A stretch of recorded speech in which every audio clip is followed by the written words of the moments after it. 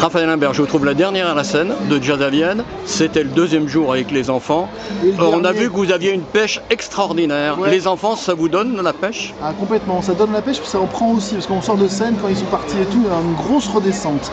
Hier, le début d'après-midi a été terrible, parce que j'étais perdu en fait. Et je pense que je vais être perdu quelques jours là. Vous vous rendez compte, le prochain concert, la première chose que je vais demander, c'est ils sont où les enfants? Ça donne c'est même pas une pêche, ça va au-delà de l'énergie, c'est le retour, c'est l'échange qu'on a dans ces moments-là qui est absolument incroyable. Bon, 4500 spectateurs, ça vous fait pas peur? Vous avez déjà joué Moi, ça me fait devant des absolument publics pas peur. comme ça? Mais c'est fait partie des concerts ces dernières années où j'ai eu plus le trac, mais dans le bon sens du terme, c'est-à-dire qu'il y a une énorme pression.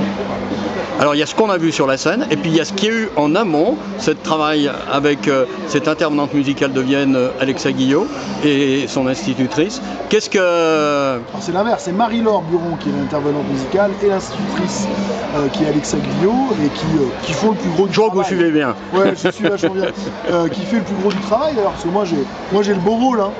Elle est à côté de moi, Marie-Laure, elle m'entend là. Donc j'ai le beau rôle, je viens 2-3 fois dans l'année voir si tout se passe bien, mais le vrai travail il est fait là. Et c'est un travail extraordinaire. Moi j'ai rarement vu des intervenants et des professeurs aussi engagés.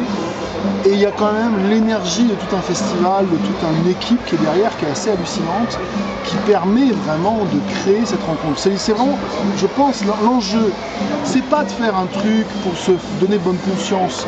Il faut le faire parce qu'on sait qu'on va, au-delà même des vocations, on va créer des interrogations, on va créer des envies qui n'auraient pas été possibles autrement que dans un lieu aussi mythique et emblématique que le Théâtre Antique, que dans un festival aussi important et emblématique que Jazz à Vienne, et dans cette équipe globale avec le conservatoire, avec l'éducation nationale, avec le festival, qui permet de rendre cette chose-là possible. C'est assez unique. Cette dimension d'éducation populaire, tu la connais bien, puisque à la direction du conservatoire à rayonnement régional de Marseille.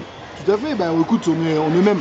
Je dois dire que d'ailleurs il y a pas mal d'aspects qui sont de choses qui sont faites ici qui vont me servir d'exemple pour ce qu'on peut développer à Marseille. C'est assez exemplaire. Donc ça va donner. On sait faire des choses aussi à Marseille que personne d'autre ne sait faire. Donc c'est un vrai échange aussi ce point de vue-là. Mais c'est quelque chose de très important pour moi.